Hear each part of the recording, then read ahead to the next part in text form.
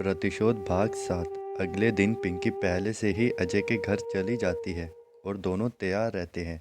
जैसे ही विकास टोनी के साथ निकलता है, प्लान के मुताबिक पिंकी की माँ पिंकी को फ़ोन करके बता देती है कि विकास घर से निकल गया है। अजय और पिंकी भी ब्रिज जाने वाले रास्ते में शॉर्टकट से पहुंच जाते हैं और थोड़ी देर में उनको टोनी की गाड़ी आती दिखाई देती है। वो दोनों उनकी गाड़ी का पीछा करते हैं। अजय अपनी बाइक से और पिंकी अपनी स्कूटी से दूसरे रास्ते से जाते हैं ताकि टोनी उन्हें देख ना ले। थोड़े ही देर में अजय और पिंकी ब्रिज के नीचे पहुंच जाते हैं। वो देखते हैं कि टोनी ने साइड में अपनी गाड़ी पार्क करवा दी है। गाड़ी में उसका ड्राइवर है और विकास और टोनी पैदल कहीं जा रहे हैं। पिंकी और अजय भी अपनी गाड़ी थोड़ी दूर जगह देखकर छुपा देते हैं और उनका पीछा करते हैं। थोड़ी दूर जाकर टोनी और विकास एक गली में मुड़ जाते हैं और कुछ दूर जाकर एक फ्लैट के सामने रुकते हैं।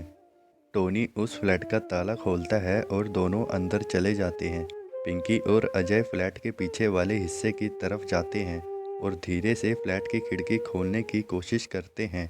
खिड़की खुल जाती है। अजय, लगता है ये फ्लैट भी टोनी का ही है। पिंकी, हाँ हो सकता है। अंदर का नज़ारा देखकर तो किसी अमीर का ही फ्लैट लग रहा है। तभी विकास टोनी से कहता है, टोनी हम कब तक ऐसे यहाँ आते रहेंगे? तू मुझे ये इंजेक्शन लेना सिखा दे तो हमको रोज़ रोज़ यहाँ आना नहीं पड़ेगा। टोनी, मेरे दोस्त अभी तू इसमें कच्चा है, थोड़ा एक्सपर्ट हो जा, फिर खुद से ले लेना, या फिर मैं तुझे इसका दूसरा आसान तरीका बता दूंगा। फिर जब भी तुझे टेंशन होगी या घबराहट होगी तो तू तुरंत ये दवा ले पाएगा। फिर तुम्हें स्नेहा की याद भी नहीं आएगी। विकास, मेरे दोस्त ऐसी कोई दवा नहीं जिससे मुझे उसकी याद ना आए। मैं उसे बहुत प्यार करता था, पर अफसोस मैं ही उसकी मौत का जिम्मेदार हूँ। टोनी, क्या यार, तू फिर से शुरू हो गया? अरे वो स्नेहा क्या थी, एक से एक लड़की दिलाऊंगा तुझे। तू चिंता क्यों करता है? तू जिसे बोलेगा वो 1 मिनट में हाजिर कर दूंगा तेरे लिए। बस तू बोल तो सही। टोनी जानबूझकर ऐसा कहता है ताकि विकास हाइप हो जाए, और ऐसा ही होता है। टोनी की बात से विकास को गुस्सा आ जाता है और वो टोनी का कॉलर पकड़कर कहता है, तेरी हिम्मत कैसे हुई ये बात कहने की? कितनी बार कहा है तुझे कि मैं स्नेहा से प्यार करता था, करता हूँ और हमेशा करता रहूँगा। नहीं चाहिए मुझे कोई और लड़की, समझा? तो वैसे भी कोई लड़की मेरे लिए खिलौना नहीं है कि उसे इस्तेमाल किया और फेंक दिया। टोनी, अरे अरे मेरे भाई, गुस्सा क्यों हो रहा है बाबा? चल अब माफ़ कर दे मुझे, अब से नहीं करूँगा ऐसी बातें। वैसे तुझे क्या लगता है किसने किया होगा ये सब स्नेहा के साथ? विकास, पता नहीं, कुछ समझ नहीं आता यार, लेकिन वो मुझे मिल जाए तो मैं उसे छोड़ूंगा नहीं, जान ले लूँगा मैं उसकी। इतना कहते कहते विकास एग्रेसिव होकर अपना आपा खोने लगता है और जैसे ही विकास अपने आपे से बाहर होता है, टोनी उसे इंजेक्शन दे देता है और विकास एकदम शांत पड़ जाता है। पिंकी चीखने को होती है कि अजय उसे रोक लेता है। अपने भाई की ऐसी हालत देखकर पिंकी को बहुत गुस्सा आता है टोनी पर। लेकिन अजय पिंकी से कहता है, पिंकी संभालो खुद को, अगर टोनी को जरा भी भनक लगी तो हमारा सारा प्लान चौपट हो जाएगा। बस चुपचाप ध्यान से देखती रहो। ये सब टोनी का प्लान है। उसे अच्छे से पता है कि विकास को कहाँ चोट करना है, कौन सी बात बोलने पर विकास एग्रेसिव होगा और टोनी को उसे इंजेक्शन देने का मौका मिल जाएगा। इंजेक्शन के असर से विकास कुछ देर के लिए बेसुध सा हो जाता है। तभी टोनी ज़ोर ज़ोर से हंसता है और कहता है, कितना भोला है रे तू विकास, तू ये कभी नहीं जान पाएगा कि तेरी स्नेहा के साथ क्या हुआ, और कुछ दिनों के बाद तो तू सोचने समझने की स्थिति में नहीं रहेगा। हा हा हा। अजय और पिंकी का मन तो करता है कि अभी तुरंत जाकर उसकी जान ले ले, पर वो ऐसा नहीं कर सकते थे। थोड़ी देर बाद विकास बोलता है, now I am feeling better. कुछ देर पहले टोनी ने जो भी कहा था वो उसे कुछ पता नहीं होता। विकास कहता है, यार टोनी, स्नेहा के जाने के बाद एक तू ही तो है जो मुझे समझता है। तेरी इस दवा के बिना तो मैं एक पल भी नहीं जी पाता। टोनी, क्या यार, रुलाएगा क्या? चल घर चल। टोनी और विकास वहाँ से निकल जाते हैं। उनके जाने के बाद अजय और पिंकी किसी तरह खिड़की तोड़ लेते हैं। अजय पिंकी से कहता है, तुम यही नज़र रखो, मैं अंदर जाता हूँ। अजय फटाफट अंदर जाकर यूज की हुई इंजेक्शन उठा लेता है, फिर पास रखी अलमारी खोलता है जिसमें काफ़ी सारे ड्रग्स के पैकेट्स रखे होते हैं। फ्लैट की किसी भी चीज़ को छूने से पहले वो अपने हाथों में ग्लव्स पहन लेता है ताकि किसी भी चीज़ पर उसके हाथों के निशान ना पड़े। फ्लैट का पूरा जायज़ा लेने के बाद वो वहाँ से बाहर आ जाता है और दोनों वापस घर की ओर निकल पड़ते हैं। पिंकी अजय से पूछती है, भैया आप ये ग्लव्स अपने साथ ले आए, आपको कुछ मालूम था क्या? अजय कहता है कि हाँ, मुझे पहले ही शक हो गया था कि ये टोनी विकास को ड्रग्स दे रहा है। मैंने लाख समझाया था विकास को कि टोनी से दूर रहे। स्नेहा भी उसे पसंद नहीं करती थी। आखिर विकास टोनी के चंगुल में फंस ही गया। अब स्नेहा के कातिलों का पता लगाने से ज़्यादा ज़रूरी है विकास को टोनी के चंगुल से निकालना, नहीं तो हम विकास को भी खो देंगे। पिंकी अब क्या होगा भैया? अजय चिंता मत करो, संसार में ऐसी कोई समस्या नहीं है जिसका समाधान ना हो। हमने जो कुछ भी यहाँ देखा सुना मैंने उसका वीडियो रिकॉर्ड कर लिया है। हो सकता है आगे चलकर हमें पुलिस की मदद भी लेनी पड़े, लेकिन उससे पहले हमें विकास को किसी अच्छे डॉक्टर को दिखाना होगा। प्रतिशोध भाग 8। पिंकी घर पहुंचती है तो उसकी माँ उसका इंतज़ार कर रही होती है। पिंकी देखती है कि विकास घर आकर सो गया है। पिंकी माँ से कहती है कि माँ, समस्या थोड़ी गंभीर है, पर हम सब मिलकर जल्दी ही इसे सुलझा लेंगे। थोड़ी देर में शर्मा जी, पिंकी के पापा भी आ जाते हैं। तब पिंकी सारी बात अपने मम्मी पापा को बताती है और कहती है, सबसे पहले हमें भैया को किसी अच्छे डॉक्टर को दिखाना होगा।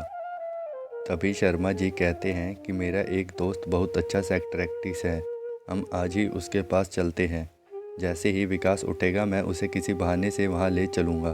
शाम को विकास उठता है तो उसके पापा उससे कहते हैं कि विकास बहुत दिन हो गए, सब साथ में कहीं गए नहीं हैं, चल आज कार निकाल, सब कहीं घूम के आते हैं। और हाँ, आज ड्राइव मैं करूँगा। पापा की कही बात विकास टाल नहीं पाता और बेमन से चल देता है कार निकालने। उधर टोनी के फ्लैट में यूज इंजेक्शन अजय पहले ही डॉक्टर को दे आता है। रास्ते में शर्मा जी कहते हैं कि मेरा दोस्त जोशी मुझे बहुत दिन से बुला रहा है, चलो आज वहीं चलते हैं, और कार जोशी जी के घर की ओर घुमा लेते हैं। शर्मा जी ने अपने दोस्त डॉक्टर जोशी को सारी बात पहले ही फ़ोन पे बता दी थी। तभी जोशी जी के घर पहुंचते हैं। घर पे ही उनका क्लिनिक था। डॉक्टर साहब फ्री होकर उनसे मिलते हैं। दोनों दोस्त बहुत दिन बाद मिलकर काफ़ी खुश होते हैं। पिंकी और उसकी माँ जोशी जी की वाइफ के पास चली जाती है। विकास और शर्मा जी को जोशी जी क्लिनिक में ले आते हैं। क्लिनिक में उनका बेटा रवि भी है। रवि के पिता और खुद रवि दोनों ही जाने माने साइकियाट्रिस्ट और साइकोलॉजिस्ट हैं। पिता साइकियाट्रिस्ट है तो बेटा साइकोलॉजिस्ट है। घर से ही लगा हुआ काफ़ी बड़ा हॉस्पिटल है उनका, जहाँ दोनों बाप बेटे का क्लिनिक है। जोशी जी विकास और शर्मा जी को रवि से मिलवाते हैं और कहते हैं रवि इसी साल लौटा है विदेश से और अब अपने ही देश की सेवा करना चाहता है। जोशी जी इधर उधर की बातें करते हैं, फिर पूछते हैं, क्या बात है विकास, तुम काफ़ी सुस्त नज़र आ रहे हो, तबीयत तो ठीक है ना तुम्हारी? विकास जी हाँ अंकल, मैं ठीक हूँ। जोशी जी शर्मा जी को बाहर जाने का इशारा कर देते हैं। शर्मा जी एक फ़ोन कॉल का बहाना करके बाहर चले आते हैं। जोशी जी, देखो बेटा, तुम औरों से तो छुपा सकते हो, लेकिन एक डॉक्टर की नज़रें तुम्हें पड़ सकती हैं। मैं इंसान को देखकर ही पहचान जाता हूँ कि वो ठीक है या नहीं। बेटा, ये मेरे सालों का तजुर्बा है। तुम्हारी आंखों से, तुम्हारे चेहरे से साफ पता चल रहा है कि तुम किसी नशे में हो। क्या तुम कोई दवाई लेते हो? विकास काफ़ी घबरा जाता है और कुछ कह नहीं पाता। उसकी घबराहट देखकर जोशी जी कहते हैं, बेटा, अगर तुम कोई दवा ले भी रहे हो तो डॉक्टर की सलाह में ही लेना, और अगर तुम्हें कोई प्रॉब्लम है तो मुझे बेहिचक बता सकते हो। मुझसे नहीं तो रवि से तो अपनी प्रॉब्लम शेयर कर ही सकते हो, वो तो तुम्हारा हम उम्र है। अच्छा, तुम दोनों बातें करो, मैं अभी चाय मंगवाता हूँ। ऐसा कहकर जोशी जी भी बाहर आ जाते हैं। शर्मा जी काफ़ी घबराए हुए रहते हैं तो जोशी जी कहते हैं, तू चिंता मत कर, रवि सब संभाल लेगा। और मैं तो साथ ही हूँ। साइकोलॉजिस्ट होने के कारण रवि बात करने में और सच उगलवाने में माहिर था। वो अपने पेशेंट से दोस्त की तरह पेश आता था। उसने एक दोस्त की तरह ही विकास से बात करनी शुरू की। रवि, विकास, सबसे पहले तो तुम घबराओ मत और मुझे अपना दोस्त ही समझो। अगर तुमको कोई प्रॉब्लम है तो तुम मुझे बता सकते हो। विकास अब थोड़ा सहज हो गया। उसने रवि से कहा, हाँ रवि, आजकल मुझे नींद नहीं आती है। बात बात पर बहुत गुस्सा भी हो आता है। सबसे अलग अकेले रहने में मुझे अच्छा लगता है। हर पल एक बेचैनी महसूस करता हूँ। ऐसा लगता है जैसे कहीं सुकून ही नहीं है। कभी नींद आ भी जाती है तो अजीब अजीब से सपने दिखने लगते हैं। फुल एसी में भी मैं पसीने पसीने हो जाता हूँ। और जब मैं खुद पे कंट्रोल नहीं कर पाता हूँ तो मैं एक दवा ले लेता हूँ जिससे मैं सहज महसूस करता हूँ और मुझे नींद भी आ जाती है। रवि, अच्छा, तुम कौन सी दवाई लेते हो? विकास, मुझे नाम तो नहीं पता पर मैं इंजेक्शन लेता हूँ। रवि, मुझे ये बताओ कि तुम्हें गुस्सा क्यों आता है और तुम ये इंजेक्शन कब से ले रहे हो? विकास भावुक हो जाता है। एक लड़की थी जो मेरी बहुत अच्छी दोस्त थी। कब मुझे उससे प्यार हो गया पता ही नहीं चला। लेकिन वो मुझसे प्यार करती थी या नहीं ये मैं नहीं जानता। मैं उस दिन उसे अपने दिल की बात बताने वाला था पर अचानक सब कुछ बदल गया और वो इस दुनिया से चली गई। मुझे अकेला छोड़कर चली गई, हमेशा हमेशा के लिए। और उसकी आंखों में आंसू आ जाते हैं। स्नेहा, स्नेहा नाम था उसका। बहुत प्यारी थी। रवि, ओह, सो सैड। लेकिन उसकी मौत कैसे हुई? विकास रोते हुए, किसी ने उसका रेप करके उसे मार दिया। रवि, कहीं तुम उसकी बात तो नहीं कर रहे जिसकी मौत अभी 15-20 दिन पहले ही हुई है, जिसकी बॉडी जली हुई मिली थी? विकास, हाँ, बदकिस्मती से उसी की बात कर रहा हूँ। अगर वो रेपिस्ट मुझे मिल जाए तो मैं उसे जान से मार डालूँगा। मुझे जब भी उसका साथ हुआ हादसा याद आता है मैं खुद को कोसने लगता हूँ। मुझे गुस्सा आने लगता है और मन करता है कि मैं खुद को भी मार डालूँ। मैं अपना आपा खोने लगता हूँ और फिर मुझे वो दवा लेनी पड़ती है। रवि, लेकिन तुम वो दवा किसके कहने पर ले रहे हो? विकास, मेरा एक फ्रेंड है टोनी, वही मुझे इंजेक्शन देता है। उसी से बताया मुझे कि उस इंजेक्शन को लेने से मैं काफ़ी हल्का महसूस करूँगा। रवि, ओके, पर बिना डॉक्टर की सलाह के तुम्हें कोई भी दवा नहीं लेनी चाहिए। It's may be harmful for you. अच्छा, तो ये हुई तुम्हारी बात, पर स्नेहा से तुम प्यार करते थे तो तुम्हारी भी तो कोई जिम्मेदारी बनती है स्नेहा के प्रति। क्या तुम नहीं चाहते कि स्नेहा को इंसाफ मिले? विकास, हाँ, बिल्कुल चाहता हूँ। बस एक बार वो रेपिस्ट मुझे मिल जाए, ऐसा हाल करूँगा उसका कि। रवि, बस तुम्हें ये नहीं करना है। तुम्हें गुस्सा बिल्कुल नहीं करना है। हाई बिल्कुल भी नहीं होना है। अगर तुम सच में स्नेहा से प्यार करते हो और उसे इंसाफ दिलाना चाहते हो तो तुम सबसे पहले तुम्हें खुद को एक्टिव रखना होगा। क्योंकि अगर तुम हर वक्त नींद में रहोगे या बार बार एग्रेसिव होकर दवा लोगे तो तुम स्नेहा के रेपिस्ट का पता कैसे लगाओगे? और तुम्हारा ऐसा हाल देखकर क्या स्नेहा की आत्मा को शांति मिलती होगी? और एक बात, स्नेहा से तो उसके माता पिता भी बहुत प्यार करते होंगे। ज़रा सोचो उन पर क्या गुजरती होगी। उसके जाने के बाद वो कितने अकेले हो गए होंगे। वो भी तो चाहते होंगे कि उनकी बेटी के गुनाहगारों को सज़ा मिले। लेकिन इस तरह एग्रेसिव होने से किसी भी प्रॉब्लम का सलूशन नहीं निकल सकता। विकास, शायद तुम ठीक कह रहे हो रवि। मैंने तो कभी इस बारे में सोचा ही नहीं। रवि, आज से मैं तुम्हारे साथ हूँ। तुम मुझे अपना बेस्ट फ्रेंड समझो। मैं स्नेहा के कातिलों तक तुमको ज़रूर पहुँचाऊँगा, ये मेरा वादा है। लेकिन उसके लिए तुम्हें मेरी हर बात माननी होगी और अपनी हर एक बात मुझे बतानी होगी। विकास, हाँ, तुम जो कहोगे मैं वह सब करूँगा। रवि, ओके, मुझे तुम्हारे कुछ टेस्ट लेने होंगे ये जानने के लिए तुम कौन सी दवा ले रहे हो और उसका क्या इफ़ेक्ट तुम्हारी बॉडी पर हो रहा है। एक बात और, जैसे तुम स्नेहा से प्यार करते हो वैसे ही तुम्हारी फैमिली भी तुमसे प्यार करती है, तुम्हारे फ्रेंड्स भी तुमसे प्यार करते हैं और तुम्हें ऐसे हाल में देखकर दुखी हैं। फैमिली से बढ़कर कभी कोई नहीं होता। अपने मन की बात अपने घर वालों से शेयर करो, तुम्हें अच्छा लगेगा और उन्हें भी।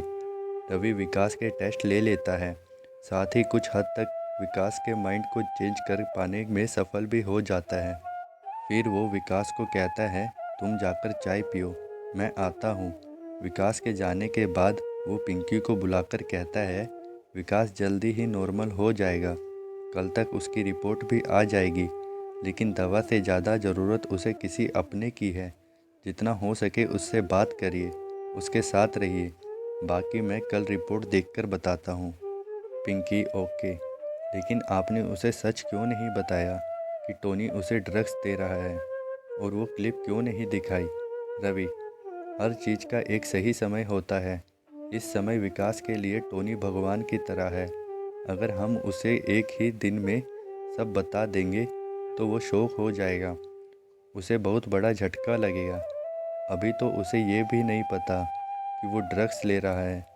इस तरह झटका देने से विकास कुछ भी गलत कर सकता है। पिंकी, लेकिन कल जब टोनी आएगा भैया को लेने, तब हम क्या करेंगे? कैसे मना करेंगे भैया को? रवि, आप चिंता मत करिए, मैंने अब ये केस अपने हाथ में ले लिया है और इसकी सारी जिम्मेदारी मेरी है। आप सिर्फ विकास का ध्यान रखिए और कोशिश करिए कि वो अकेला ना रहे। Pinky okay doctor, thank you so much. प्रतिशोध भाग 9 भाग 10 आपको अगली वीडियो में देखने को मिलेगा। वीडियो पसंद आई तो वीडियो को लाइक करें और इस चैनल को सब्सक्राइब ज़रूर करके जाएं, ताकि अगली वीडियो आप सबसे पहले देख सकें।